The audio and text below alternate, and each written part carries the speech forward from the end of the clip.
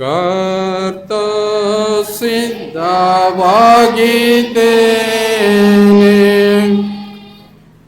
ನನ್ನ ಕೂಡ ಮಾತಾಡು, ನೀನು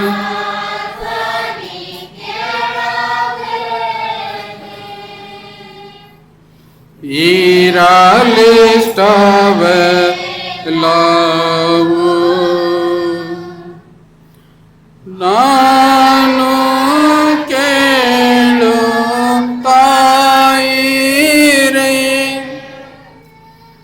ನನಗೇನು ಹೇಳುವೆ. ಕರ್ತನಾದ ಯೇಸುವೆ, ನಮಗೆ ಏಕಾಗ್ರತೆಯನ್ನು ದಯಪಾಲಿಸು. ನಿನ್ನ ವಾಕ್ಯದಲ್ಲಿ ಸ್ಥಿರತೆಯನ್ನು ನೀನು ಕೊಟ್ಟು ಬಲಪಡಿಸು. ಕೇಳ್ತಕ್ಕಂಥ ವಾಕ್ಯ ನಮ್ಮ ಜೀವನದಲ್ಲಿ, ನಮ್ಮ ಜೀವನದ ಸೂತ್ರವಾಗಿ ಮುಂದುವರಿಲಿಕ್ಕಾಗ್ತಕ್ಕಂಥ ಕೃಪೆ ದಯಪಾಲಿಸೆಂದು ಕರ್ತನ ಹೆಸರಿನಲ್ಲಿ ಬೇಡಿದ್ದೇವೆ ತಂದೆಯೇ, ಆಮೆನ್.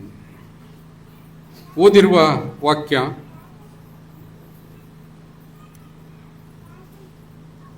ಫಿಲಿಪ್ಪಿ 3:1, ಫಿಲಿಪ್ಪಿ 4:4 ಒಂದೇ ವಾಕ್ಯ ಬರೆಯಲ್ಪಟ್ಟಿದೆ. ಯಾವಾಗಲೂ ಕರ್ತನಲ್ಲಿ ಸಂತೋಷಿಸಿರಿ, ಯಾವಾಗಲೂ ಕರ್ತನಲ್ಲಿ ಸಂತೋಷಿಸಿರಿ. ನಾವ್ಯಾರು ಹೇಳ್ತಿದ್ದೀವ ಈಗ? ಯಾರೂ ಹೇಳೋದಿಲ್ಲ, ಹೌದಲ್ಲ? ನಾವೆಲ್ಲರೂ ಸಂತೋಷವಾಗಿದ್ದೇವೆ, ನಾವೆಲ್ಲರೂ ಖುಷಿಯಾಗಿದ್ದೇವೆ. ಆದರೂ ಕೂಡ ಈ ವಾಕ್ಯ ಯಾಕೆ ಹೇಳ್ತದೆ?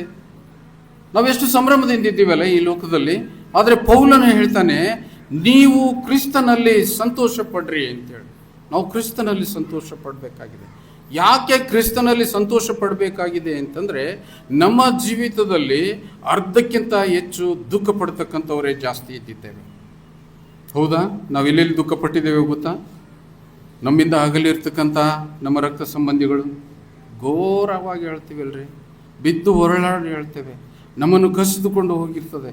ಅಂಥ ಸಂದರ್ಭದಲ್ಲಿ ನಮ್ಮ ಗೋಳು, ನಮ್ಮ ದುಃಖ. ಇಲ್ಲಿ ನಾವು ಜ್ಞಾಪಕ ಮಾಡಿದಕ್ಕಂಥ ಸಂದರ್ಭದಲ್ಲಿ ಈ ವಾಕ್ಯ ನಮ್ಮನ್ನು ಇನ್ನೂ ಹೆಚ್ಚಾಗಿ ಪ್ರಚೋದಿಸ್ತದೆ. ಏನಂತಂದರೆ, ಪೌಲನ ಬಗ್ಗೆ ನಿಮಗೆ ಗುರ್ತಿರ್ಬೋದು. ಪೌಲನನ್ನು ಒಯ್ದು ಜೈಲಿನಲ್ಲಿ ಹಾಕಿದ್ರು. ಯಾಕೆ ಹಾಕಿದ್ರು? ಸೇವೆಯ ನಿಮಿತ್ತವಾಗಿ. ಇಂದಿಗೂ ಕೂಡ ದೇವರು ಮೊದಲೇ ಹೇಳಿಬಿಟ್ಟಿದ್ದಾನೆ ಏನಂತಂದರೆ, ಸೇವಕರಿಗೆ ಹಿಂಸೆಗಳುಂಟು, ಕಷ್ಟಗಳುಂಟು, ದುಃಖಗಳುಂಟು, ಆದರೂ ನೀವು ಸಂತೋಷವಾಗಿರ್ರಿ, ಮುಂದಿನ ಒಂದು ಜೀವಿತದ ನಿರೀಕ್ಷೆಯಲ್ಲಿ ನೀವು ಸಂತೋಷಿಸಿರಿ ಅಂತ ದೇವರ ವಾಕ್ಯ ಹೇಳ್ತದೆ. ಪ್ರಸ್ತುತವಾಗಿ ಡೆಲ್ಲಿಯ ಪ್ರಾಂತ್ಯದಲ್ಲಿ ಯಾವುದೋ ಒಬ್ಬ ಭಜಿಂದರ್ ಸಿಂಗ್ ಅಂತೇಳಿ ಒಬ್ಬ ಭಕ್ತನಿದ್ದಾನೆ, ಪಾಸ್ಟರ್ ಇದ್ದಾನೆ. ಆತನ ಒಂದು ಪ್ರೇಯರ್ನಲ್ಲಿ ಭಾಳಷ್ಟು ಅದ್ಭುತಗಳನ್ನು ಮಾಡ್ತಾನೆ ಆತ. ಅದ್ಭುತಗಳ ಮುಖಾಂತರವಾಗಿ ಜನರನ್ನು ಆಕರ್ಷಿಸಿ ಆತನು ದೊಡ್ಡ ದೊಡ್ಡ ಸಭೆಗಳನ್ನು ನಡೆಸೋದನ್ನು ಸರ್ಕಾರ ಕೆಂಗಣ್ಣಿನಿಂದ ನೋಡಿತು. ಸರ್ಕಾರ ಕೆಂಗಣ್ಣಿನಿಂದ ನೋಡಿ, ಇಷ್ಟೊಂದು ಜನಸ್ತೋಮವನ್ನು ನೀನು ಕೂಡಿಸುವುದು ಹೇಗೆ, ಅವರಿಗೆ ಊಟ ಆಹಾರ ಹೇಗೆ, ಅವರಿಗೆ ನೀರು, ಅವರಿಗೆ ಸವಲತ್ತು ಒದಗಿಸುವುದು ಹೇಗೆ ಅಂತ ಪ್ರಶ್ನೆ ಮಾಡಿ ಆತನನ್ನು ಇವತ್ತು ಬಂಧನದಲ್ಲಿಟ್ಟಿದ್ದಾರೆ. ನೀನು ಪರ್ಮಿಷನ್ ಇಲ್ಲದೆ ಇದನ್ನೆಲ್ಲ ಯಾಕೆ ಮಾಡ್ತೀಯ ಅಂತೇಳಿ ಬಂಧನದಲ್ಲಿಟ್ಟಿದ್ದಾರೆ. ಸತ್ಯವೇದ ವಾಕ್ಯ ಅಲ್ಲಿ ನಿಜವಾಗ್ತದೆ. ಇನ್ನು ಅನೇಕರು, ನಮ್ಮ ಕಡೆ ಇರತಕ್ಕಂಥ ಸೇವಕರನ್ನು ಅನೇಕರು ಹಿಂಸಿಸ್ತಕ್ಕಂಥದ್ದನ್ನು ನಾವು ನೋಡಿದ್ದೇವೆ. ಆ ಹಿಂಸೆಗೆ ನಾವು ಗುರಿಯಾಗಿದ್ದೇವೆ. ದೇವರ ದಯ, ನಮಗೆ ಯಾವುದು ಹಿಂಸೆ ಆಗಲಿಲ್ಲ. ಯಾಕಂತಂದರೆ ನಾವು ಕ್ರಿಸ್ತನಲ್ಲಿ ಸಮೃದ್ಧವಾಗಿದ್ದೇವೆ. ಕ್ರಿಸ್ತನ ನೀತಿ ನ್ಯಾಯದಲ್ಲಿ ದೇವರ ವಾಕ್ಯವನ್ನು ಹಂಚುತ್ತೇವೆ, ಅನೇಕರನ್ನು ರಕ್ಷಣೆ ಮಾರ್ಗಕ್ಕೆ ನಾವು ತರುತ್ತೇವೆ. ಆದರೆ ಇಲ್ಲಿ ಪೌಲನು ಯಾವ ರೀತಿಯಿಂದ ಜೈಲಿನಲ್ಲಿ ಇದ್ದುಕೊಂಡು ಆತನು ದುಃಖ ಪಡಬೇಕಾಗಿತ್ತು. ನೀವು ಯಾರಾದರೂ ಜೈಲಿನಲ್ಲಿದ್ದು ಯಾರಾದರೂ ಸಂತೋಷವಾಗಿದ್ದೀರಾ? ಇಲ್ಲ. ನಿನ್ನ ಕುಟುಂಬನೂ ಸಂತೋಷವಾಗಿರೋದಿಲ್ಲ, ನಿನ್ನ ನೆರೆಹೊರೆಯೂ ಸಂತೋಷವಾಗಿರುವುದಿಲ್ಲ. ನೀನು ದುಃಖದಿಂದ ಗೋಳಾಡ್ತಾ ಇದ್ದಿ.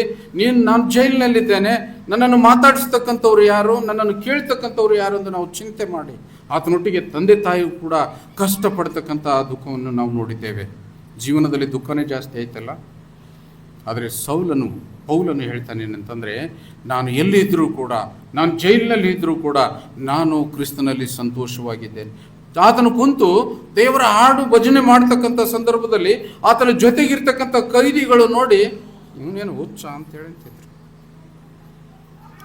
ಏನೋ ತಪ್ಪು ಮಾಡಿದೆ, ಮಾಡ್ಲಾರ ದೊಡ್ಡ ಘೋರ ಅಪರಾಧ ಮಾಡಿದೆ, ನೀನು ಜೈಲಿನಾಗ ತಂದು ಹಾಕಿದ್ರೆ ನೀನು ಹಾಡಾಡ್ತಾ ಕುಂತಿದ್ದಲ್ಲಪ್ಪ, ಸ್ವಲ್ಪ ಆದರೂ ಚಿಂತೆ ಇಲ್ವಾ ನಿನಗೆ? ಇಲ್ಲ ಅಂತ ಹೇಳ್ತಾನೆ.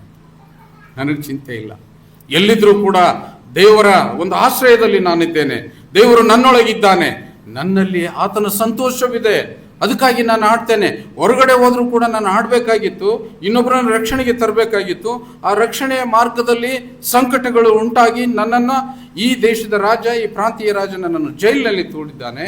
ಆದರೂ ಕೂಡ ನಾನು ಸಂತೋಷವಾಗಿದ್ದೇನೆ. ಇಲ್ಲಿ ಹಬಕ್ಕೂಕದಲ್ಲಿ ಬರೀತಾನೆ 3ನೇ ಅಧ್ಯಾಯದ 17-18ನೇ ವಚನದಲ್ಲಿ, ಆಹಾ, ಅಂಜೂರವು ಚಿಗುರದಿದ್ದರು, ದ್ರಾಕ್ಷ ಲತೆಗಳಲ್ಲಿ ಹಣ್ಣು ಸಿಕ್ಕದಿದ್ದರು, ಎಣ್ಣೆ ಮರಗಳ ಉತ್ಪತ್ತಿಯು ಶೂನ್ಯವಾದರು, ಹೊಲಗದ್ದೆಗಳು ಆಹಾರವನ್ನು ಕೊಡದೆ ಹೋದರು, ಹಿಂಡು ಹಟ್ಟಿಯೊಳಗಿಂದ ನಾಶವಾದರು, ಮಂದೆಯು ಕೊಟ್ಟಿಗೆಯೊಳಗೆ ಇಲ್ಲದಿದ್ದರು. ನಾನು ಯೆಹೋವನಲ್ಲಿ ಉಲ್ಲಾಸಿಸುವೆನು, ನನ್ನ ರಕ್ಷಕನಾದ ದೇವರಲ್ಲಿ ಆನಂದಿಸುವೆನು. ಈ ರೀತಿಯಿಂದ ಆನಂದಿಸತಕ್ಕಂಥವ್ರು ಯಾರು? ಹಳೆಯ ಉಡಂಬಡಿಕೆಯಲ್ಲಿ ಯೋಬನ ಚರಿತ್ರೆ ನೀವು ಕೇಳಿದ್ದೀರಾ? ಯೋಬನಷ್ಟು ಸೌಕಾರ ಈ ಲೋಕದಲ್ಲಿ ಇನ್ನೂ ಯಾರು ಆಗಿಲ್ಲ. ದೇವರು ಆತನನ್ನು ಪರೀಕ್ಷೆ ಗುಣಪಡಿಸಿದ, ಆತನ ಸರ್ವ ಸಂಪತ್ತನ್ನು ನಾಶ ಮಾಡಿದ ಸೈತಾನನ ಮುಖಾಂತರವಾಗಿ. ಆತ ದುಃಖ ಪಡಲಿಲ್ಲ, ಆತನ ಆತಂಕ ಪಡಲಿಲ್ಲ. ಅದಕ್ಕಾಗಿ ಆತನ ಇಲ್ಲಿ ಬರೆದಿದ್ದಾನೆ ಏನಂತಂದ್ರೆ, ಆಹಾ, ಅಂಜೂರದ ಮರವು, ಅಂಜೂರ ಹಣ್ಣಿನ ಮರವು ಚಿಗುರಬೇಕಾದ್ರೆ ಚಿಗುರಿನ ಮುಖಾಂತರವಾಗಿ ಮುಂದೆ ಕಾಯಿ ಹಣ್ಣುಗಳನ್ನು ಕೊಡ್ತಕ್ಕಂಥದ್ದು ಅದು ಗೊಡ್ಡಾಗಿಬಿಟ್ಟಿದೆ. ಏನಪ್ಪ, ಸ್ವಲ್ಪನ ಚಿಂತೆ ಇಲ್ಲ, ನಿನ್ನ ತೋಟದಲ್ಲಿ ಒಂದು ಹಣ್ಣು ಇಲ್ಲ, ಒಂದು ಕಾಯಿ ಇಲ್ಲ, ನಿನ್ನ ಗಿಡದಲ್ಲಿ ಸ್ವಲ್ಪನ ಚಿಂತೆ ಇಲ್ಲ, ನನಗೆ ಚಿಂತೆ ಇಲ್ಲ ಅಂತ. ದ್ರಾಕ್ಷಲೆತ್ತುಗಳು ಹಣ್ಣು ಸಿಕ್ಕದಿದ್ರು, ದ್ರಾಕ್ಷೆ ತೋಟ ಇದೆ, ಒಂದನ್ನು ಹಣ್ಣು ಆಗ್ತಾ ಇಲ್ಲ, ಗಿಡ ಗೊಡ್ಡು ಬಿದ್ದಿದೆ. ಏನು ನಿನಗೆ ಸ್ವಲ್ಪನ ಚಿಂತೆ ಇಲ್ಲ? ಯಾರಿಗಾದ್ರೂ ಭೇಟಿ ಆಗ್ಲಿಕ್ಕೆ ಬರಲ್ಲ, ತಜ್ಞರಿಗೆ ಭೇಟಿ ಆಗ್ಲಿಕ್ಕೆ ಬರೋದಿಲ್ಲ, ಅದಕ್ಕೆ ಏನು ಔಷಧ ಕೊಡಬೇಕು, ಯಾವ ಗೊಬ್ಬರ ಏನು ಚಿಂತೆ ಇಲ್ಲ, ನನಗೆ ಚಿಂತೆನೇ ಇಲ್ಲ. ಯಾಕೆ? ಅವನು ದೇವರನ್ನ ಆಧರಿಸಿ, ದೇವರನ್ನ ಅನುಸರಿಸಿ ಬದುಕುವ ಆ ಭಕ್ತನಾಗಿದ್ದಾನೆ. ಹೊಲಗದ್ದೆಗಳು ಆಹಾರವನ್ನು ಕೊಡದೆ ಹೋದ್ರು, ಅವಳು ಏನು ಬೆಳಿಲಿಲ್ಲ, ಎಲ್ಲ ಗೊಡ್ಡು ಬಿದ್ದೋಯ್ತು, ಅದು ಕೊಡದೆ ಹೋದ್ರು. ಹಿಂಡು ಹಟ್ಟಿಯೊಳಗಿಂದ ನಾಶವಾದರು. ನಿಮ್ಮ ಹಿಂಡು ಹಾಡಾವಲ್ಲ, ಹಾಡಿನೊಳಗಿನ ಒಂದು ಕುರಿ ಸತ್ತೋದ್ರೆ, ಒಂದು ಹಾಡು ಕಳೆದೋದ್ರೆ ಏನಾಗಿರುತ್ತೆ ನಮ್ಮ ಪರಿಸ್ಥಿತಿ? ಅವೆಲ್ಲವುಗಳನ್ನು ಬಿಡ್ತೀವಿ. ಯಾಕಡೋಯ್ತು ಅಂತೇಳಿ ದಿಕ್ಕಿಗೊಬ್ಬರಾಗಿ ಹುಡುಕೊಂಡು ಬರ್ತೀವಿ ನಾವು. ಯೇಸು ಸ್ವಾಮಿ ಅದೇ ರೀತಿಯಿಂದ ಮಾಡಿದ್ನಲ್ಲ, ಆದರೂ ಕೂಡ ನನಗೆ ಚಿಂತೆ ಇಲ್ಲ ಅಂತಾನೆ.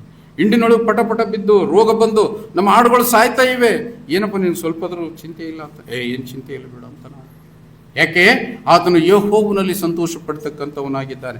ಮಂದೆಯು ಕೊಟ್ಟಿಗೆಗಳೊಳಗೆ ಇಲ್ಲದಿದ್ದರು. ಮಂದೆ ಅಂತಂದ್ರೆ ಆಕಳಗಳು, ಆಕಳ, ದಂದು ಕೊಟ್ಟಿಗೆ, ದನಗಳು, ಅದರಲ್ಲಿ ಇರ್ತಕ್ಕಂಥ ಎಲ್ಲ ಕರುಗಳು ಅಥವಾ ದೊಡ್ಡ ದೊಡ್ಡ ಹಾಲು ಕೊಡ್ತಕ್ಕಂಥ ಹಾಳುಗಳು ಸತ್ತೋಗ್ಬಿಟ್ಟಿವೆ. ನಿಮ್ಗೆ ಚಿಂತೆ ಇಲ್ವಾ? ನನಗೆ ಚಿಂತೆ ಇಲ್ಲ ಅಂತಂತ ಹೇಳ್ತಾನೆ ಅವನು.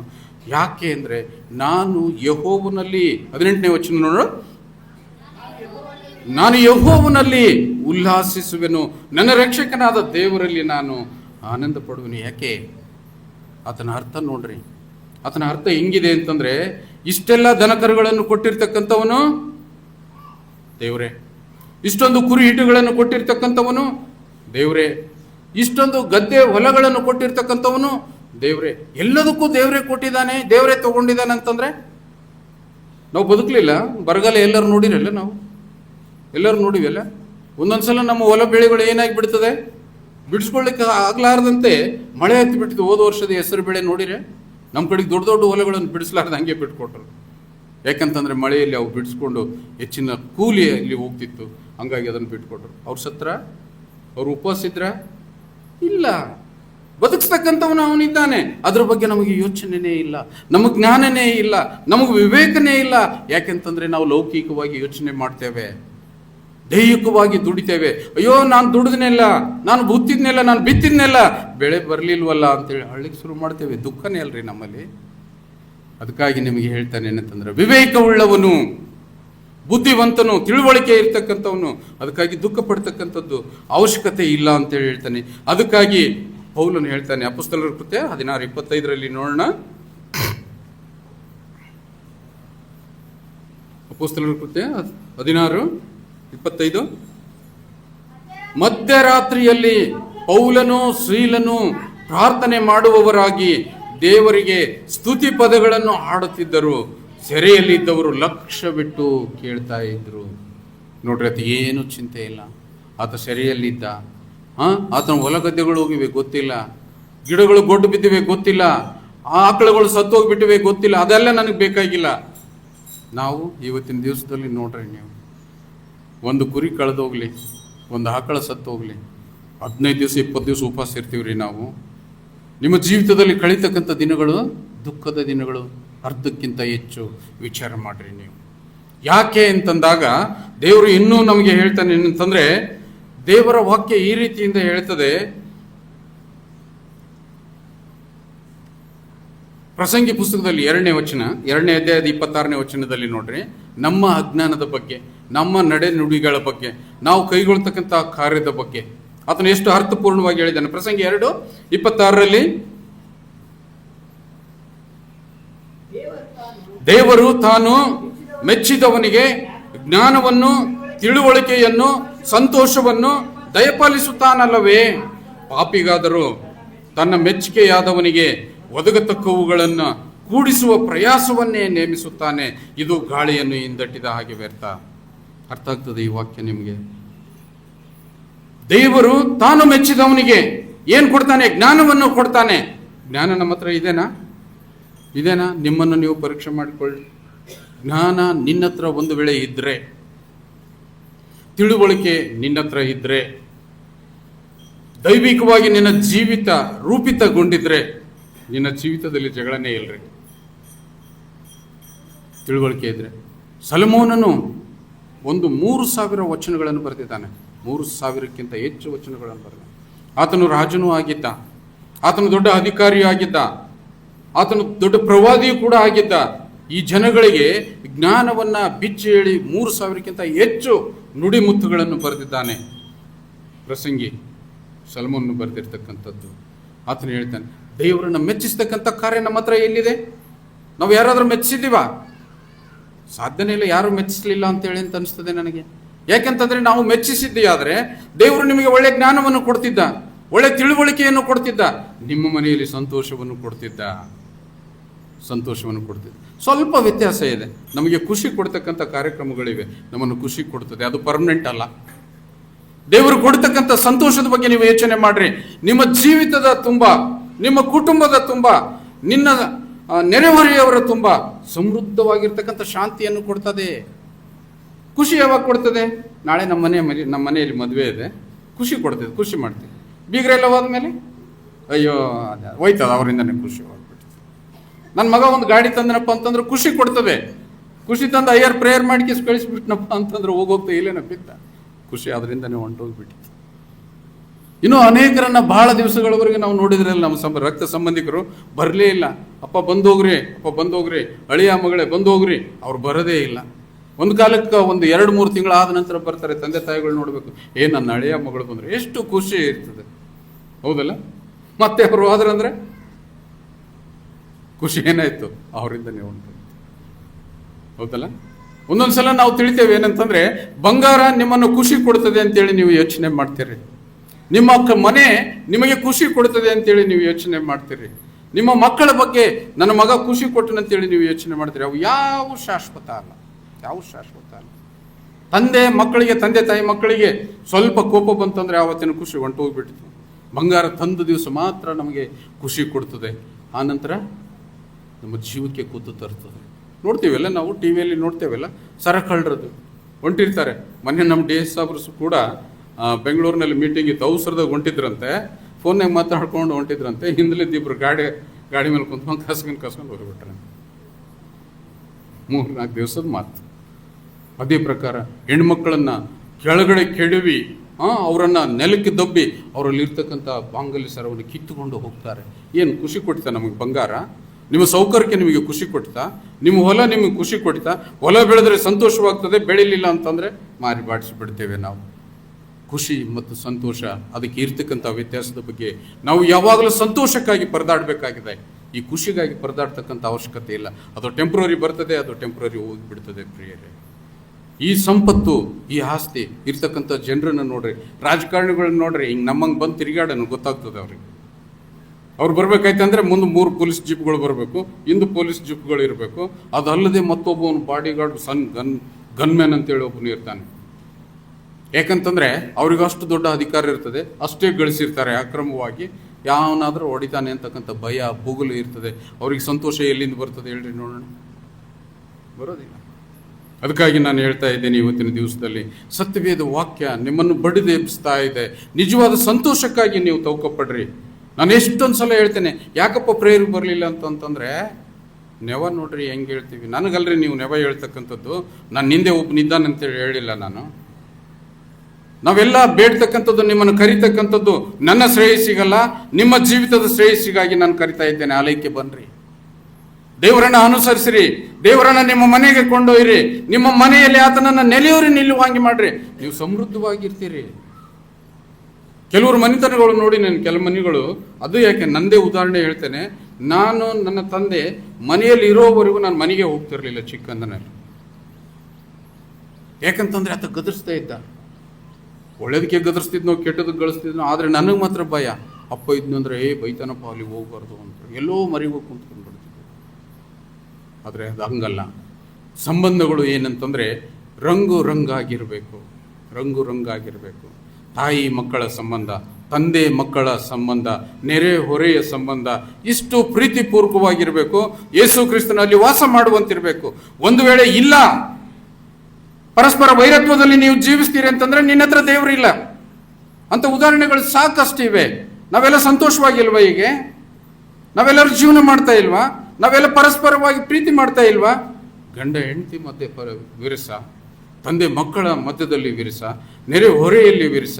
ಅದಕ್ಕೆ ಹೇಳ್ತಾನೆ ಸಲ್ಮಾನ್ ಏನಂತಂದ್ರೆ, ದೇವರು ತಾನು ಮೆಚ್ಚಿದವನಿಗೆ ಜ್ಞಾನವನ್ನು, ತಿಳುವಳಿಕೆಯನ್ನು, ಸಂತೋಷವನ್ನು ದಯಪಾಲಿಸುತ್ತಾನೆ. ಜ್ಞಾನ ತಿಳುವಳಿಕೆ ಅಲ್ಲಿತ್ತಪ್ಪ ಅಂತಂದ್ರೆ ಸಂತೋಷ ಅಲ್ಲಿ ಮೈಗೂಡಿಸಿ ತಾನೇ ಬಂದ್ಬಿಟ್ಟಿರ್ತದೆ. ನೋಡಿದ್ರೆ ನಮಗೆ ಖುಷಿ ಆಗ್ತದೆ. ಇನ್ನೂ ಕೆಲವರು ಎದುರು ಬಂದ್ರೆ ತಲೆ ತೆಳಗಾಗಿ ಮುಂದಕ್ಕೆ ದಾಟ್ತೀವಿ. ಇನ್ನೂ ಕೆಲವರು ಬಂದ್ರೆ ಅವ್ನು ಈ ಕಡೆ ಹೊಂಟಿದಾನ, ಆ ಕಡೆ ಸಂಧಿ ಇತ್ತಂದ್ರೆ ಆ ಕಡೆ ಒಳ್ಳೋಗ್ಬಿಡ್ತೀವಿ. ಯಾಕೆ? ನಿನ್ನ ಹತ್ರ ತಿಳುವಳಿಕೆ ಇಲ್ವಾ? ಯಾಕೆ ಅಂತ ಸಮಯವನ್ನು ನೀವು ನಿರೂಪಣೆ ಮಾಡ್ತೀರಿ? ಅದನ್ನು ಯಾಕೆ ಕ್ರಿಯೇಟ್ ಮಾಡ್ತೀರಿ? ಯಾಕೆ ಉತ್ಪತ್ತಿ ಮಾಡ್ತೀರಿ ನೀವು? ಅದಕ್ಕಾಗಿ ನಾನು ಹೇಳ್ತಾ ಇದ್ದೀನಿ ಪ್ರಿಯರೇ, ಸಭೆ ಮುಂದುವರಿಬೇಕಾಯ್ತು ಅಂತಂದ್ರೆ, ಸಭೆಯಲ್ಲಿ ನಾವು ಸಮೃದ್ಧವಾಗಿರ್ಬೇಕಂತಂದ್ರೆ ಒಬ್ಬನ ಮಾತಿಗೆ ಒಬ್ಬನು ಗೌರವ ಕೊಡ್ತಕ್ಕಂಥದ್ದನ್ನು ನೀವು ರೂಢಿಸ್ಕೊಳ್ರಿ. ನಿಮ್ಮ ಸಮಸ್ಯೆಗಳನ್ನು ಕ್ರಿಸ್ತನಲ್ಲಿ ಬಗೆಹರಿಸಿಕೊಳ್ಳ್ರಿ. ನನಗೇನೋ ಇತ್ತು, ಇವತ್ತಿನ ದಿವಸದಲ್ಲಿ ದೇವರು ಕೊಟ್ಟಿರ್ತಕ್ಕಂಥ ಹೊಲ, ದೇವರು ಕೊಟ್ಟಿರ್ತಕ್ಕಂಥ ಮನೆ, ನೆವ ಹೇಳ್ತೀವಲ್ರಿ ನಾವು. ಆತನ ಪ್ರಾರ್ಥನೆ, ಆತನ ಆಶೀರ್ವಾದದ ಮುಖಾಂತರವಾಗಿ ಪಡೆದುಕೊಂಡು ಆಲಯಕ್ಕೆ ಯಾಕೆ ಬರಲಿಲ್ಲ ಅಂತಂದ್ರೆ, ಎಡ್ಡೆ ಸಾಲಿ ತಯಾರಿ ಬಿತ್ತದ, ಅದಕ್ಕೆ ಬರಲಿಲ್ಲ. ಉತ್ತರ ನೋಡ್ರಿ ನಿಮ್ದು. ಸೈದಿಗೆ ಮಂದಿ ನೆಪ್ಸಿದೀವ್ರಿ, ಬಿಡ್ಲಿಲ್ಲ. ಸಮಯ ಗೊತ್ತಿರಲಿಲ್ವಾ ನಿಮಗೆ ಆರಾಧನೆ ಇದೆ ಅಂತೇಳಿ? ದೇವ್ರ ನೆವ ಹೇಳೋದಿಲ್ವಾ ಅಂತ ಸಂದರ್ಭದಲ್ಲಿ? ನೆವ ಹೇಳಿದ್ರೆ ಎಲ್ಲಿಗೆ ಹೋಗ್ತೀವಿ? ಅದರಲ್ಲಿ ಕ್ಷಮಾಪಣೆ ಗುಣ ದೊಡ್ಡದಿರೋದ್ರಿಂದ ಇವತ್ತಿನ ದಿವಸದಲ್ಲಿ ನಾನು ನೀನು ಜೀವಿತವಾಗಿ ಸಂತೋಷದಿಂದ ಬಾಳ್ತಾ ಇದ್ದೇವೆ ಪ್ರಿಯರೇ. ಅದಕ್ಕಾಗಿ ನಾನು ಹೇಳ್ತಾ ಇದ್ದೇನೆ, ಯೆಶಾಯ ಪ್ರವಾದಿಯಲ್ಲಿ, ಪ್ರವಾದನೆ ಗ್ರಂಥದಲ್ಲಿ ಒಂದು ವಾಕ್ಯ ಹೇಳ್ತದೆ ಏನಂತಂದ್ರೆ, 61ನೇ ಅಧ್ಯಾಯದ 10ನೇ ವಚನ.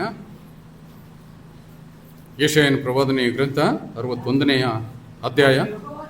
ನಾನು ಯೆಹೋವನಲ್ಲಿ ಪರಮಾನಂದ ಪಡುವೆನು, ನನ್ನ ಆತ್ಮವು ನನ್ನ ದೇವರಲ್ಲಿ ಹಿಗ್ಗುವುದು. ವರನು ಬಾಸಿಂಗವನ್ನು ಧರಿಸಿಕೊಳ್ಳುವಂತೆಯೂ ವಧುವು ತನ್ನ ಆಭರಣಗಳಿಂದ ಅಲಂಕರಿಸಿಕೊಳ್ಳುವ ಹಾಗೂ ಆತನು ನಮಗೆ ರಕ್ಷಣೆ ಎಂಬ ವಸ್ತ್ರವನ್ನು ಒದಿಸಿ ಧರ್ಮವೆಂಬ ನಿಲುವಂಗಿಯನ್ನು ತೊಡಿಸಿದ್ದಾನಲ್ಲ. ನಾ ತೊಟ್ಕೊಂಡಿನಲ್ಲ ನಿಲುವಂಗಿ, ಗೌನ್. ನನ್ನ ಬಾಯಿಲಿಂದ ಕೆಟ್ಟ ಮಾತು ಬರಲಿಕ್ಕಿಲ್ಲ. ಹೊರಗಡೆ ಬಂದರೆ ಆಡ್ಬೋದು. ನನಗೆ ಜವಾಬ್ದಾರಿ ಇದೆ. ನನ್ನ ಬಾಯಿ ಶುದ್ಧವಾಗಿರಬೇಕು, ನನ್ನ ನಡೆ ಶುದ್ಧವಾಗಿರಬೇಕು, ನನ್ನ ವಿಚಾರಗಳು ಮೆಚ್ಚುಗೆ ಆಗ್ತಕ್ಕಂತಿರಬೇಕು. ಅದು ದೇವರಿಂದ ಉತ್ಪಾದಿಸಲ್ಪಟ್ಟಿರ್ತಕ್ಕಂಥದ್ದು. ಸಂತೋಷ ಹೊರಗಲಿಂದ ಬರ್ತಕ್ಕಂಥದ್ದಲ್ಲ, ದುಡ್ಡಿನಿಂದ ಬರ್ತಕ್ಕಂಥದ್ದು ಸಂತೋಷ ಅಲ್ಲ, ಒಡವೆ ವಸ್ತ್ರಗಳಿಂದ ಬರ್ತಕ್ಕಂಥದ್ದು ಸಂತೋಷವಲ್ಲ. ಸಂತೋಷ ಎಲ್ಲಿಂದ ಬರಬೇಕಾಗಿದೆ? ನಮ್ಮ ಅಂತರದಿಂದ ಬರಬೇಕಾಗಿದೆ, ಒಳಗಿನಿಂದ ಹೊರಗಡೆ ಬರಬೇಕಾಗಿದೆ.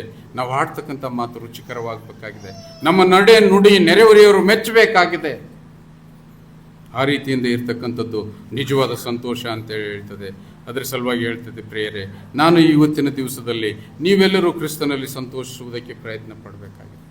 ಖುಷಿ ಪಡ್ತಕ್ಕಂಥದ್ದು ಅವಶ್ಯಕತೆ ಇಲ್ಲ. ಖುಷಿ ಅದು ಟೆಂಪ್ರರಿ, ಅದು ಬರ್ತದೆ, ಅದು ಹೋಗ್ತದೆ, ಆದರೆ ಅದು ಸ್ಥಿರವಾಗಿ ನಿಮ್ಮ ಹತ್ರ ನಿಂದಿರೋದಿಲ್ಲ. ಆದರೆ ಸಂತೋಷ ಒಂದು ಸಲ ನಾವು ಪಡೆದುಕೊಂಡ್ರೆ ಏನಾಗಿಬಿಡ್ತದೆ ಅಂತಂದರೆ, ಅದು ಸ್ಥಿರವಾಗಿ ನಿಮ್ಮ ಕುಟುಂಬದಲ್ಲಿ ಇರ್ತದೆ. ಅದು ಸ್ಥಿರವಾಗಿ ನಿಮ್ಮ ಕುಟುಂಬದಲ್ಲಿ ಇರ್ತದೆ, ನಿಮಗೆ ಸಮೃದ್ಧಿ ಬರ್ತದೆ. ಅಂತ ಒಂದು ಸಂದರ್ಭದಲ್ಲಿ ಪ್ರಿಯರೇ, ನಾನು ನಿಮಗೆ ಪದೇ ಪದೇ ಹೇಳಲಿಕ್ಕಿದ್ದೇನೆ, ಎಲ್ಲ ವಾಕ್ಯದಲ್ಲಿ, ಎಲ್ಲ ಸತ್ಯವೇದದಲ್ಲಿ ಹೆಜ್ಜೆ ಹೆಜ್ಜೆಗೂ ಹೇಳ್ತಾನೆ, ನೀವು ನನ್ನಲ್ಲಿ ಸಂತೋಷವಾಗಿರಿ, ನೀವು ನನ್ನಲ್ಲಿ ಸಂತೋಷವಾಗಿರಿ. ನಿಮ್ಮ ಹೊಲಗದ್ದೆಗಳು ಸಂತೋಷ ಕೊಡೋದಿಲ್ಲ, ಹೊಲಗದ್ದೆಗಳು ಸಂತೋಷ ಕೊಡೋದು. ಕೊಟ್ಟಿದ್ದೇನೆ ನಿಮ್ಮ ಜೀವಿತದಲ್ಲಿ? ನಾನು ಕೇಳ್ತೇನೆ ಉಳ್ಳಾಗಡ್ಡಿ ಎಷ್ಟು ಬೆಳೆದ್ರೆ, ಏರಿ ಇನ್ನೂ 60 ಚೀಲ ಆಗಬೇಕಾಗಿತ್ತು, ಮಳೆ ಅದೆಲ್ಲ ಬಂದು ಹೋಯ್ತಲ್ರಿ, ಅದು 30 ಚೀಲನೇ ಆಯಿತು. ಸಂತೋಷದ ಮಾತಾಯಿತು? ಇಲ್ಲ, ಅದು ಕೊಡಲಿಲ್ಲ ನಿನಗೆ. ನೀನು ಪರೀಕ್ಷೆ ಮಾಡಿ ನೋಡು. ನೀನು ಹೊಲ ಗದ್ದೆ ಹೊಡೆದು ಬಿಟ್ಟು ನೀನು ದೇವರನ್ನು ಆರಾಧಿಸಿ ಆತನ ಒಂದು ಕರೆಗೆ ಹೋಗೊಟ್ಟು ಆಲಯದಲ್ಲಿದ್ದು ನೀನು ಯೋಚನೆ ಮಾಡು. ನಿನ್ನ ಹೊಲ ಅಲ್ಲಿ ದೇವರು ಕಾಯ್ತಾ ಇರ್ತಾನೆ. ಇವತ್ತು ಬಂದಿಲ್ಲ ನೀವು, ನಿಮ್ಗೆ ಯಾರಿಗಾದ್ರೂ ಚಿಂತೆ ಇದೆನಾ? ನನ್ನ ಮನೆ ಕೀಲಿ ಹಾಕಿನ ಅಂತೇಳಿ ಚಿಂತೆ ಇದೆನಾ? ಇಲ್ಲ. ಎಷ್ಟು ಸಮೃದ್ಧವಾಗಿ ಕುಂತೀರಿ, ಎಷ್ಟು ಸಂತೋಷವಾಗಿ ಕುಂತೀರಿ, ಎಷ್ಟು ಆಸಕ್ತಿಪೂರ್ಣವಾಗಿ ಕುಂತೀರಿ. ಯಾವುದು ಚಿಂತೆ ಇಲ್ಲ. ಯಾಕೆ? ದೇವರು ನಿನ್ನಲ್ಲಿದ್ದಾಗ ನಿನ್ನ ಆಸ್ತಿ, ನಿನ್ನ ಮನೆ, ನಿನ್ನ ಹೊಲ ಆತನು ಕಾಯ್ತಾನೆ. ಅಯ್ಯೋ ಭಾಳ ದನ ಮೇಯ್ದು ಹೋದು ಸರ್. ಇಲ್ಲ, ಮೇಯ್ದು ಹೋಗೋದಿಲ್ಲ ರೀ, ಅವು ಮೇಯ್ದು ಹೋಗೋದಿಲ್ಲ. ನನ್ನ ಜೀವನದಲ್ಲಿ ನಾನು ಒಕ್ಕಲ್ತನ ಮಾಡುವಂಥ ಸಂದರ್ಭದಲ್ಲಿ ಎತ್ತು ಕಾಯ್ಲಿಕ್ಕೆ ಬಿಡ್ತಿದ್ರು ನನಗೆ. ಸಂಜೆವರೆಗೂ ಬಿತ್ತಬೇಕು, ಸಂಜೆವರೆಗೂ ಬಿತ್ತಿದ ನಂತರ ಎತ್ತು ಕಾಯ್ಕೊಂಬಪ್ಪ ನೀನು ಅಂತ ಅಂತಿದ್ರು ನನಗೆ. ಒಂದೊಂದು ಸಲ ಬೇಡ ಅಂತ, ನೀನು ಚಿಕ್ಕವನಿದ್ದು ಬೇಡ, ನಾನು ಕಾಯ್ಕೊಂಬರ್ತೀನಿ ಅಂತೇಳಿ ನನ್ನ ಜೊತೆ ಇರ್ತಕ್ಕಂಥ ನಮ್ಮ ಮಾಮ ಅವ್ರು ಅಂತಿದ್ರು. ಇಲ್ಲ ನಾ ಎಲ್ಲ ಕಾಯ್ಕೊಂಬರ್ತೀನಿ ಹೋಗ್ರಿ ಅಂತಂತಿದ್ದೆ. ಯಾಕಂದರೆ ನನಗೆ ಹೊಲದಿಂದ ಮನೆಗೆ ಹೋಗ್ಬೇಕಾಯ್ತು ಅಂತಂದ್ರೂ ಸಾಕಾಗಿರ್ತಿತ್ತು ನನಗೆ. ಸಂಜೆವರೆಗೂ ತಿಂಡಿ ನಿಂತಿರಿಗೆ ನನಗೊಂದು ಟೈಮ್, ಒಂದು ಉಲ್ಲಾಸ ಸಿಗ್ತದೆ ಅಂತೇಳಿ ಏನು ಮಾಡ್ತಿದ್ದೆ ಅಂತಂದರೆ, ಎತ್ತುಗಳನ್ನು ಮೇಯಿಸ್ಲಿಕ್ಕೆ ಡಾಣಕ್ಕೆ ಹಚ್ಚಿ ಅಲ್ಲಿ ಹೊಲದಲ್ಲಿ ನಿಂದಿರ್ತಿದ್ದೆ. ಎಲ್ಲಿ ತನಕ ನಿಂದಿರ್ತಿದ್ದೆ? ನಮ್ಮವರೆಲ್ಲರೂ ಮನೆಗೆ ಹೋಗೋ ತನಕ ನಿಂದಿರ್ತಿದ್ದೆ. ಅವ್ರು ಹೋಗಿಬಿಟ್ರಲ್ಲ ಬಂದು ಮಕ್ಕೊಂಡ್ಬಿಡ್ತಿದ್ದೆ. ಆ ಎತ್ತೆಲ್ಲ ಹೊಲದಲ್ಲಿ ಮೇಯ್ತಿದ್ವು. ಆದರೆ ಒಂದು ಬೆಳೆ ಮುಟ್ತಿರ್ಲಿಲ್ಲ ರೀ. ಭಾಳ ಅದ್ಭುತವಾಗಿರ್ತಕ್ಕಂಥದ್ದು, ಅಷ್ಟು ಸಮೃದ್ಧವಾಗಿರ್ತಕ್ಕಂಥ, ಅಷ್ಟು ತಿಳುವಳಿಕೆ ಇರ್ತಕ್ಕಂಥ ಎತ್ತುಗಳು ನಾನು ಮೇಯಿಸ್ತಿದ್ದೆ. ನಾನು ಸ್ವಲ್ಪ ಆದರೂ ನನ್ನ ಜೀವಿತದಲ್ಲಿ ಆ ಎತ್ತುಗಳನ್ನು ಡೊಣಕ್ಕೆ ನಿಂತು ಮೇಯಿಸಿದ್ದು ಇನ್ನೂ ತನಕ ಇಲ್ಲ. ಅದಾದ ನಂತರ ನಾನು ಎಲ್ಲಿ ಮಲಗಿರ್ತೀನಿ ಅಂತಂದರೆ, ಆ ಎತ್ತುಗಳು ಹೊಟ್ಟೆ ತುಂಬ ಹೊಲದಾಗೆ ಮೇಯ್ದು ಬಂದು, ಹೊಲದಲ್ಲೆಲ್ಲ ಇರ್ತಿತ್ತು, ಸಾಕಷ್ಟು ಸದಿ ಅದೆಲ್ಲ ಇರ್ತಿತ್ತು. ಆದರೆ ಬೆಳೆಗೆ ಅನಾಹುತನೇ ಆಗ್ತಿರ್ಲಿಲ್ಲ. ನಾನು ನೋಡ್ತಿದ್ದೆ ನನ್ನ ಹೊಲಗಳು ಎಲ್ಲಿ ಮೇಯ್ದಿವೆ ಅಂತೇಳಿ, ಒಂದು ಬೆಳೆ ಕಳೆದಿರ್ತಿರ್ಲಿಲ್ಲ. ಅವು ಆಶೀರ್ವಾದ ರೀ, ಇದು ಆಶೀರ್ವಾದ. ಪ್ರತಿಯೊಂದೊಂದು ದೇವರು ನಿಮಗೆ ವಹಿಸಿಕೊಟ್ಟಿರ್ತಕ್ಕಂಥ ಆ ಒಂದು ಕೆಲಸದಲ್ಲಿ, ಒಕ್ಕಲಿಗರಾಗಲಿ, ಗಾರೆ ಕೆಲಸ ಮಾಡ್ತಕ್ಕಂಥವ್ರಾಗಲಿ, ಬೇರೆಯವರು, ನೀವು ನಿಯತ್ತಾಗಿರ್ರಿ. ದೇವರು ನಿಮ್ಮೊಂದಿಗಿದ್ದಾನೆ, ನಿಮಗೆ ಸಂತೋಷವನ್ನು ಕೊಡ್ತಾನೆ. ನನ್ನ ಆಲಯದಲ್ಲಿ ಕೆಲಸ ಮಾಡಲಿಕ್ಕೆ, ಚರ್ಚ್ ಕಟ್ಟುವಂಥ ಸಂದರ್ಭದಲ್ಲಿ ಕೆಲಸ ಮಾಡಲಿಕ್ಕೆ ಅನೇಕರನ್ನು ನಾನು ಕೂಲಿಗೆ ಕರಿತಿದ್ದೆ. ಕೂಲಿಗೆ ಕರೆದತ್ನಾಗ ಏನು ಮಾಡಬೇಕು? ನಾನು ಎದುರು ಬಂದರೆ ಮಾಡಬೇಕು, ಇಲ್ಲ ಅಂತಂದರೆ ಕುಂತು ಬಿಡ್ಬೇಕು. ಅದರಲ್ಲಿ ಒಬ್ಬ ಹೆಣ್ಮಗಳು ತಾಳಾರ್ದು ಏನಂದಳು ಅಂತಂದರೆ, ಯಪ್ಪ ನಾವು ಅದ್ಯಾವುದು ಕೂಲಿ, ಅದು ಯಾವ್ದು ಅಂತೀವಲ್ಲ, ರೋಜ್ಗಾರ್ ಯೋಜನೆ, ಸರ್ಕಾರಿ ಕೆಲಸಕ್ಕೆ ಕರಿತಾರಲ್ಲ, ಆ ಕೆಲಸಕ್ಕೆ ಹೋದಿವಿ ಅಂತಂದರೆ ಗಿಡದ ಬುಡಕ್ಕೆ ಕುಂತು 270 ರೂಪಾಯಿ ತೊಗೊಂಬರ್ತೀವಿ. ನಿನ್ನಲ್ಲಿ ಬಂದು ನಾವು ಏನಪ್ಪ ಏನು ಕಂಡಿವಿ ಅಂತೇಳಿ ನಾನು ಪ್ರಶ್ನೆ ಮಾಡ್ತಿದ್ದಳು. ಇಲ್ಲ ಅಂತಂದರೆ ನಾನು ಕಾಲ್ ಮಾಡೋದು ಬರ್ತೀನಿ ಅಂತ ಹೇಳ್ಕೇಸಿ ಅಂತಂದು ಹೋಗ್ಬಿಟ್ರೆ ಅರ್ಧ ಗಂಟೆ 1 ಗಂಟೆ ಮಾಡ್ತಿದ್ರು ಅಂತಂದಾಗ ನಾನು ದೇವ್ರ ಕಡೆಗೆ ಯೋಚನೆ ಮಾಡ್ತಿದ್ದೆ. ಆ ಎಮ್ಮ ಹೋದ್ರೆ ನನಗೇನು ಲಾಸ್ ಆಗೋದಿಲ್ಲ. ದೇವ್ರು ಕೊಡ್ತಕ್ಕಂಥವನಿದ್ದಾನೆ. ನನಗೆ ಅವರೊಟ್ಟಿಗೆ ಸಂಬಂಧ ಕೆಡಿಸ್ಕೊಳ್ತಕ್ಕಂಥದ್ದು ನನಗೆ ಇಷ್ಟ ಇಲ್ಲ. ಆಯ್ತು ಮಾಡಿರಿ, ಇಷ್ಟೇ ಅಂತೈತೆ, ಆಯಿತು ಮಾಡಿರಿ ಅಂತೇಳಿ ಅಂತಿದ್ದೆ. ಯಾಕಂತಂದರೆ ಕೆಲಸದಲ್ಲಿ ನಿಯತ್ತು ನಿಮಗೆ ಬೇಕು ಅಂತೇಳಿ ನಾನು ಹೇಳ್ತೇನೆ. ನಮ್ಮನ್ನು ಯಾರು ಕಾಯುವವರು ಇಲ್ಲ.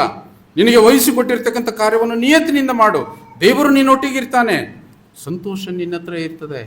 ಆ ಮಾಲೀಕನು ಬಂದಂಥ ಸಂದರ್ಭದಲ್ಲಿ ಎಷ್ಟು ಖುಷಿ ಆಗ್ತದೆ. ನಿಮ್ಮ ಕೆಲಸ ನೋಡಿರ್ತಕ್ಕಂಥದ್ದನ್ನು, ನೀವು ಕುಂದ್ರಲಾರದೆ ದುಡಿದಿರ್ತಕ್ಕಂಥದ್ದನ್ನು, ಆ ಕೆಲಸ ನೋಡಿ ಎಷ್ಟು ಖುಷಿ ಆಗ್ತದೆ. ಆತನು ಖುಷಿ ಆಗುವಂಥ ಕೆಲಸ ನೀನು ಮಾಡಿದರೆ ನಿನ್ನ ಮಧ್ಯದಲ್ಲಿ ದೇವರಿದ್ದಾನೆ, ನಿನಗೆ ಸಂತೋಷ ಕೊಡ್ತಾ ಇದ್ದಾನೆ, ನಿನಗೆ ತಕ್ಕಷ್ಟು ಸಂಬಳ ಕೊಡ್ತಾ ಇದ್ದಾನೆ, ಮತ್ತು ಖುಷಿಲಿಂದ ಮಾಲಕ್ ಇನ್ನೂ ಹೆಚ್ಚಾಗಿ ನಿನಗೆ ಕೊಡ್ತಾನೆ. ಅದು ಒಳ್ಳೆಯ ಮನಸ್ಸು, ಅದು ಸಂತೋಷ ಅಂತೇಳಿ ನಾನು ನಿರೀಕ್ಷೆ ಮಾಡ್ತೇನೆ. ಅದಕ್ಕಾಗಿ ನಾನು SLC ಆದ ನಂತರ, PUC ಆದ ನಂತರ ಮನೆಯಲ್ಲಿ ಸ್ವಲ್ಪ ಘರ್ಷಣೆ ಮಾಡಿಕೊಂಡು ಸ್ವಲ್ಪ ಕೆಲಸ ಹುಡ್ಕೊಂಡು ಹೋಗಿದ್ದೆ. ನಾನು ಕೆಲಸ ಹುಡ್ಕೊಂಡು ಹೋದಂಥ ಸಂದರ್ಭದಲ್ಲಿ ನನ್ನ ಕೂಲಿ ಆ ಕಂಪನಿಯಲ್ಲಿ ಕೆಲಸ ಮಾಡಲಿಕ್ಕೆ ಕಸ ಬಳ್ಳಿಕ್ಕೆ ಕರ್ಕೊಂಡ್ರು. ನಾನು ಈ ಕಂಪೌಂಡ್ ಬಳಿಬೇಕಪ್ಪ ಅಂತಂದ್ರೆ, ಏನೇ ಆಗಲಿ ಸರ್ ನನಗೆ ಕೆಲಸ ಬೇಕು ಅಂತಂತಂದರೆ, ಆಗಲ್ಲಕ್ಕಂತ ಹೇಳ್ಕೇಸ್ ಅಂತಂದು ಕೆಲಸ ಹಿಂಗೆ ಮಾಡಿದ್ದೀನಿ. ನಾನು 1 ವರ್ಷ ಆಗಲಿಲ್ಲ, 1 ಡೌನ್ ಮ್ಯಾನೇಜರ್ ಆದೆ ಅದೇ ಕಂಪ್ನಿಯಲ್ಲಿ. ನನಗಿಂತ ಮೇಲೆ ಒಬ್ಬ ಮ್ಯಾನೇಜರು, ಲೇಬರ್ ಆಫೀಸರು, ಅದಕ್ಕಿಂತ ಕೆಳಗೆ ನಾನು. ಆಗಿನ ಕಾಲದಲ್ಲಿ ನನಗೆ 9,000 ಪಗಾರ. ಭಾಳ ಅದ್ಭುತ. ನಾನು ನೆನೆಸಿದೆ, ಅವರು ಕೊಟ್ಟಿರ್ತಕ್ಕಂಥ ಕೆಲಸ ನಿಯತ್ತಿನಿಂದ. ಬೇರೆಯವರೆಲ್ಲರೂ ಏನು ಮಾಡ್ತಿದ್ದಾರೆ ಅದು ಮೈಗಳತನ ಮಾಡ್ತಿದ್ರು. ಸೂಪರ್ವೈಸರ್ ಬಂದು ಕೂಡಲೇ ದಡ ಎದ್ದುಬಿಟ್ಟು ಮಷಿನ್ ಮೇಲೆ ಕೆಲಸ ಮಾಡ್ತಿದ್ರು. ಸೂಪರ್ವೈಸರ್ ಹೋದ್ನಂತ ಕೂಡಲೇ ಆಯ್ತು ಮಕ್ಕೊಂಡ್ಬಿಡ್ಬೇಕು. ಅದೆಲ್ಲ ನನಗೆ ಸಹಿಸ್ತಿರಲಿಲ್ಲ. ಅಲ್ಲಿ ನಾನು ಹೆಚ್ಚಿನ ಉತ್ಪಾದನೆಯನ್ನು ಅವರಿಗೆ ತೋರಿಸ್ತಾ ಇದ್ದೆ.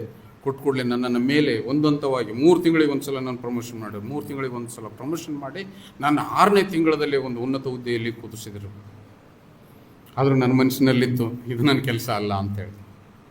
ನನ್ನ ಮನಸ್ಸು, ಇದು ನನ್ನ ಕೆಲಸ ಅಲ್ಲ ಅಂತೇಳಿ ನಾನು ಅಲ್ಲಿಂದ ಅಲ್ಲಿ ಕೂಡ ರಾಜಕೀಯ ನಡೀತು. ಅಲ್ಲಿ ಒಬ್ಬ ಬ್ರಾಹ್ಮಣ ನನಗಿಂತ ಮೇಲೆ ಇರ್ತಕ್ಕಂಥ ಮ್ಯಾನೇಜರು ನನ್ನ ಬಗ್ಗೆ ಆತನಿಗೆ ಅಸಹ್ಯ ಅನಿಸ್ತು. ನಾನು ಈತನ ಇಟ್ಕೊಳ್ಳೋದಿಲ್ಲ ಅಂತೇಳಿ ಆತನ ಕಾನ್ಫರೆನ್ಸಿ ಒಳಗಡೆ ಸಂಚು ಮಾಡ್ತಾ ಇದ್ದ. ಸಂಚು ಮಾಡೋದು ಏನು ಮಾಡ್ತಿದ್ದೆ, ನನಗೆ ಸಾಕಾಗಿದೆ, ಬಿಟ್ಟು ಹೋಗ್ತೀನಿ ಅಂತೇಳಿ ನಾನು ಬಂದುಬಿಟ್ಟೆ. ಮತ್ತೆ ನನ್ನ ವಿದ್ಯಾಭ್ಯಾಸ ಮುಂದುವರಿಸಿದೆ. ದೇವರ ಕರುವಿಕೆ ಇಲ್ಲಿತ್ತು, ನಾನು ಇಲ್ಲಿಗೆ ಬಂದು ಸೇವೆ ಮಾಡ್ತಾ ಇದ್ದೇನೆ. ಇದರಲ್ಲಿ ನಾನು ಸಂತೋಷವನ್ನು ಕಾಣ್ತಾ ಇದ್ದೇನೆ. ಆ ಸಂತೋಷ ನನ್ನಲ್ಲಿದೆ. ನನ್ನಿಂದ ನೀವು ಕೂಡ ಅದನ್ನು ಪಡೆದುಕೊಳ್ಬೇಕಂತಕ್ಕಂಥದ್ದು ನನ್ನ ಉದ್ದೇಶವಾಗಿದೆ. ಅದು ನನ್ನ ಉದ್ದೇಶವಾಗಿದೆ. ದಯವಿಟ್ಟು ನೆವಗಳನ್ನು ಯಾರಿಗೆ ಹೇಳಲಿಕ್ಕೆ ಹೋಗಬೇಡ್ರಿ. ನಿನ್ನ ಕೆಲಸ ಅಲ್ಲ. ನಾನು ಒಂದೊಂದು ಸಲ ಹೇಳ್ತೇನೆ, ನಾನು ಮಾಡ್ತಕ್ಕಂಥ ಕೆಲಸದಲ್ಲಿ ನನ್ನ ನಿಯತ್ತನ್ನು ನಿಮ್ಗೆ ಹೇಳ್ತೇನೆ. ಭಾನುವಾರ ಬಂತು ಅಂದರೆ ನನ್ನ ದವಾಖಾನೆ ಬಂದ್. ನಾನು ಎಲ್ಲಿಯೂ ನೆವ ಹೇಳಿಲ್ಲ. ಅವ್ರ ಕಷ್ಟದಲ್ಲಿ ಏನಾದರೂ ಬಂದರೆ ಹೆಚ್ಚು ಕಡಿಮೆ ಒಂದು 5 ನಿಮಿಷ ಲೇಟ್ ಮಾಡಿ ಬಂದಿರ್ತೀನಿ ಹೊರತು. ಆದರೆ ನನಗೆ ಇದು ಯಾವುದಾದ್ರೂ ಕೆಲಸ ಇದೆ ಅಂತೇಳಿ ನಾನು ಬಿಟ್ಟದ್ದಿಲ್ಲ. ನಮ್ಮ ಜಿಲ್ಲಾಧಿಕಾರಿಯವರು ಏನಾದರೂ ಮೀಟಿಂಗ್ ಹೇಳಿದ್ರು ಎಂದು ತಪ್ಪಿಸಿದ ಉದಾಹರಣೆಗಳಿಲ್ಲ. ಯಾಕಂತಂದರೆ ದೇವರು ನನಗೆ ತಿಳುವಳಿಕೆ, ಬುದ್ಧಿವಂತ ಮತ್ತು ಜ್ಞಾನ, ಅದರೊಟ್ಟಿಗೆ ಸಂತೋಷವನ್ನು ಕೊಟ್ಟಿದ್ದಾನೆ. ನಾವು ಇವತ್ತಿನ ದಿವಸದಲ್ಲಿ ಸಮೃದ್ಧವಾಗಿದ್ದೇವೆ. ಅದಕ್ಕಾಗಿ ನಾನು ಹೇಳ್ತೇನೆ ಏನಂತಂದರೆ, ನನ್ನಲ್ಲಿರ್ತಕ್ಕಂಥ ಸಂತೋಷವು ನಿಮ್ಮಲ್ಲಿ ಇರಬೇಕಾಗಿದೆ. ಆ ಸಂತೋಷದ ಬಗ್ಗೆ ಇರ್ತಕ್ಕಂಥ ಚಿಕ್ಕ ಸೂತ್ರ ನಿಮ್ಮ ಜೀವಿತದಲ್ಲಿ ಅಳವಡಿಸ್ಕೊಳ್ರಿ. ಪ್ರಾಶಸ್ತ್ಯ ಯಾವುದು ಕೊಡಬೇಡ್ರಿ, ನೀವು ದೇವ್ರಿಗೆ ಕೊಡ್ರಿ. ನಿನ್ನ ಹೊಲ ಬೆಳೀತದೆ, ನೀನು ದೇವ್ರಿಗೆ ಕೊಡ್ರಿ, ನಿನ್ನ ಸಮೃದ್ಧಿ ಹೆಚ್ಚಾಗ್ತದೆ. ಆ ಒಂದು ಪ್ರಾರ್ಥನೆಗೆ ನೀವು ಹೆಚ್ಚು ಹೊತ್ತು ಕೊಡ್ರಿ. ನೀನು ಸಮೃದ್ಧವಾಗಿ ಜೀವನ ಮಾಡ್ತೀನಿ, ನಿನ್ನ ಕೊರತೆನೇ ಇಲ್ಲ. ಎಲ್ಲದಕ್ಕಿಂತ ಮುಖ್ಯವಾಗಿ ಅಂತಂದರೆ ನಿನ್ನ ಆರೋಗ್ಯ ಚೆನ್ನಾಗಿರ್ತದೆ ರೀ. ನಿನ್ನ ಆರೋಗ್ಯ ಚೆನ್ನಾಗಿರ್ತದೆ. ಯಾಕಂತಂದರೆ ನೋಡ್ರಿ, ಅನಾರೋಗ್ಯ, ಕೆಟ್ಟದನ್ನು ಯೋಚನೆ ಮಾಡ್ತಕ್ಕಂಥ ಪ್ರತಿಯೊಬ್ಬ ಮನುಷ್ಯನಿಗೆ ಅನಾರೋಗ್ಯ ಬರ್ತದೆ. ಅನಾರೋಗ್ಯ ಬರ್ತದೆ. ಪ್ರತಿಯೊಬ್ಬ ಕುಡುಕನಿಗೆ ಕೆಡುಕು ಕಾಯ್ದುಕೊಂಡು ಕೂಳ್ತಿದೆ. ಪ್ರತಿಯೊಬ್ಬ ವಾಗ್ದಾನ ಮಾಡ್ತಕ್ಕಂಥ ಮನುಷ್ಯನಿಗೆ ಕೆಲವ್ರು ಏನು ಮಾಡ್ತಾರೆ ಅಂತಂದರೆ, ನನಗೆ ಅನೇಕರು ಮಾಡ್ತಾರೆ, ಇಲ್ಲಪ್ಪ ನೀನು ಕುಡಿಯೋದು ಬಿಡು, ನೀನು ಕುಡಿಯೋದು ಬಿಡು. ಆಯ್ತಾಯ್ರೆ ಬೈಬಲ್ ಮೇಲೆ ಕೈ ಇಟ್ಟು ಆಣೆ ಮಾಡ್ತಾರೆ. ಆಣೆ ಇಡಬೇಡ್ರಿ ಅಂತ ಹೇಳಿ ಹೇಳ್ತೀವಿ. ಯಾಕಂದರೆ ಅದು ಕೆಟ್ಟ ಚಟ. ಅದನ್ನು ನನ್ನ ಕೈಲಿಗೆ ಬರೋಂಗಿಲ್ಲ. ಅದು ನಿಮ್ಮ ಸಂಸಾರ, ನಿಮ್ಮ ದೇಹವೆಂಬುದು ದೇವರ ಮಂದಿರ ಅಂತೇಳಿ ಹೇಳ್ತದೆ. ಆ ದೇವರ ಮಂದಿರವನ್ನು ನೀವು ಯಾಕ್ರಿ ಹೊಲಸು ಮಾಡ್ತೀರಿ? ಅದನ್ನು ಬೀಡಿ ಸೇದಿ ಯಾಕೆ ಹೊಲಸು ಮಾಡ್ತೀರಿ? ಕುಡಿಬಾರದನ್ನು, ನಿಮ್ಮ ದಣಿವನ್ನು ತೀರಿಸದೇ ಇರತಕ್ಕಂಥದ್ದು, ನಿಮಗೆ ತೃಪ್ತಿ ಕೊಡದೇ ಇರತಕ್ಕಂಥದ್ದನ್ನು ಅದನ್ನು ಸೇವಿಸಿ ನೀವು ಯಾಕೆ ಅದನ್ನು ಹೊಲಸು ಮಾಡ್ತೀರಿ? ಹೊಲಸು ಮಾಡಿದರೆ ದೇವರ ಆಲಯವನ್ನು ಹೊಲಸು ಮಾಡಿದಂತೆ. ದೇವರ ಆಲಯವನ್ನು ಹೊಲಸು ಮಾಡಿದಂತೆ. ಆನಂತರ ನಿಮಗೆಲ್ಲ ಲಂಗ್ಸ್ ಕೆಟ್ಟು ಹೋಗ್ತದೆ. ಹಾರ್ಟು ಬಿ ಪಿ ಬರ್ತದೆ, ಶುಗರ್ ಬರ್ತದೆ, ಕಡಿ ತನಕ ನೋವಿನಿಂದ ಬಳಲಬೇಕಾಗ್ತದೆ. ಅದಕ್ಕಾಗಿ ಹೇಳ್ತೇನೆ, ದೇವರಿಗೆ ಹೆಚ್ಚಿನ ಪ್ರಾಶಸ್ತ್ಯ ಕೊಡ್ರಿ. ಆತನು ನಿಮ್ಮೊಟ್ಟಿಗೆ ಇರ್ತಾನೆ, ನಿಮಗೆ ಜ್ಞಾನ ಕೊಡ್ತಾನೆ. ಯಾರ ಹತ್ರ ತಿಳುವಳಿಕೆ ಇದೆಯೋ ಅವನ ಜೀವಿತದಲ್ಲಿ ಜಗಳನೇ ಇಲ್ಲ. ಯಾರ ಹತ್ರ ಬುದ್ಧಿವಂತಿಕೆ ಇದೆಯೋ ಅವನು ಸಮಾಜದಲ್ಲಿ ಎಲ್ಲರ ಪ್ರೀತಿಗೆ ಪಾತ್ರನಾಗಿರ್ತಾನೆ. ಆಯಿತು, ಎಲ್ಲರೂ ನಾವು ಒಂದಾಗಿದ್ದರೆ ಸಂತೋಷ ಆಟೋಮೆಟಿಕ್. ಒಂದು ತೊಗೊಂಡ್ರೆ ಒಂದು ಫ್ರೀ ಅಂತ ತೊಗೊಳ್ತೀವಲ್ಲ ನಾವು, ಒಂದು ತೊಗೊಂಡ್ರೆ ಒಂದು ಫ್ರೀ ಅಂತೇಳಿ. ಅದೇ ಪ್ರಕಾರವಾಗಿ ದೇವರು ಎರಡನ್ನು ಪಡೆದುಕೊಳ್ಳ್ರಿ. ದೇವರು ಸಂತೋಷವನ್ನು ತಾನು ಫ್ರೀಯಾಗಿ ಕೊಡ್ತಾನೆ. ಅದು ನಿಮ್ಮ ಜೀವಿತದಲ್ಲಿರಲಿ. ಅದರ ಮುಖಾಂತರವಾಗಿ ದೇವರಿಗೆ ಘನ, ಮಾನ, ಮಹಿಮೆ ತರ್ತಕ್ಕಂಥ ಮಕ್ಕಳು ನೀವಾಗ್ರಿ. ಇಷ್ಟೊತ್ತು ಬೇಸರವಿಲ್ಲದೆ ಕುಳಿತು ಕೇಳಿರ್ತಕ್ಕಂಥ ನಿಮ್ಮನ್ನು ನಾನು ಪುನಃ ವಂದಿಸ್ತೇನೆ. ಯಾಕಂತಂದರೆ ನಿಮ್ಮ ಬದಲಾವಣೆ ನನಗೆ ಬಹಳ ಅವಶ್ಯವಾಗಿದೆ. ಯಾಕಂತಂದರೆ ಒಂದೊಂದು ಸಲ ನಾನು ನೋಡ್ತಿರ್ತೇನೆ, ದೇವರ ವಾಕ್ಯಕ್ಕೆ ಅಡ್ಡಿಪಡಿಸ್ತಕ್ಕಂಥವ್ರು ಸಾಕಷ್ಟು ಜನರು ನಮ್ಮ ಹತ್ರ ಇದ್ದೀವಿ. ನಾನು ಯಾರ್ದು ಹೆಸರಿಟ್ಟು ಹೇಳೋದಿಲ್ಲ. ನಿಮ್ಮ ಹತ್ರ ನಿಮ್ಮ ಜೀವಿತದಲ್ಲಿ ಸರ್ ಜಲ್ದಿ ಮುಗಿಸ್ರಿ ಅಂತ ಅನ್ನೋದನ್ನು ಮರ್ತು ಬಿಡ್ಬೇಕು ನೋಡ್ರಿ. ಅದನ್ನು ಮರ್ತು ಬಿಟ್ರಿ ಅಂತಂದರೆ ನಿಮ್ಮ ಶ್ರೇಷ್ಠತೆ ಯಾವ ಸಭೆಯಲ್ಲಿ ಇಲ್ಲ ಅಂತೇಳಿ ನಾನು ಹೇಳ್ತೇನೆ. ಯಾವ ಸಭೆಯಲ್ಲಿ ಇಲ್ಲ. ಒಂದೊಂದು ಸಲ ಬೇಸರ, ಕೆಲವರಿಗೆ ಬೇಸರ ದೇವರ ವಾಕ್ಯ ಕೇಳ್ತಕ್ಕಂಥದ್ದು. ಯಾರಿಗೆ ಬೇಸರ ಬರ್ತದೆ ಅಂತಂದರೆ, ನನ್ನ ಕಡೆ ಯಾರಿಗೆ ಗಮನ ಇರೋದಿಲ್ಲ ನೋಡು, ಅವ್ರಿಗೆ ಬೇಸರ ಬರ್ತದೆ. ಯಾರೋ ಒಂದು ತಮ್ಮ ಬಗ್ಗೆ ಯೋಚನೆ ಮಾಡ್ತಿರ್ತಾರೆ ನೋಡು. ಹೊಲ್ದಾಗ ಎತ್ತು ಬಿಟ್ಟು ಬಂದಿನಿ, ಗಳೆ ಅಲ್ಲಿಗೆ ಹರಿದು ಬಂದಿನಿ, ನೀರು ಬಿಟ್ಟು ಬಂದಿನಿ, ಯಾಕಡೆ ಹೋದೋ ಯಾಕಡೆ ಇಲ್ಲ, ಅವ್ರು ಅಲ್ಲಿ ಇರ್ತಾರೆ, ಇಲ್ಲಿ ಇರೋದಿಲ್ಲ, ಅವ್ರಿಗೆ ಬೇಸರ ಬರ್ತದೆ. ಯಾರು ನೀವು ಅಡ್ಡು ಮಾತಾಡ್ತೀರಿ, ಯಾರು ದೇವರ ವಾಕ್ಯಕ್ಕೆ ಅಡ್ಡಿ ಬರ್ತೀರಿ, ಅವ್ರು ಶಾಪಗ್ರಸ್ತರಂತೂ ಗ್ಯಾರಂಟಿ ಆಗ್ತೀರಿ. ಆದರೆ ಈಗಲ್ಲ, ಒಂದು ಸಲ ಬುಡ ಸಹಿತ ಕಿತ್ತಿ ಬೀಳ್ತೀರಿ. ನಾನು ಅಂದು ಕೂಡಲೇ ನಿಮ್ಗೆ ಶಾಪ ತಟ್ಟೋದಿಲ್ಲ, ನಾನು ಅಂದು ಕೂಡಲೇ ದೇವರು ನಿಮ್ಮನ್ನು ಶಪಿಸೋದಿಲ್ಲ. ಆದರೆ ಕಾಯ್ತಾನೆ. ಒಂದು ಸಲ ಏನು ಮಾಡ್ತಾನೆ, ಬಡ್ಡಿ ಬೇರೆ ಸಂಗಟ ಕೆಡಿಬಿಡ್ತಾನೆ.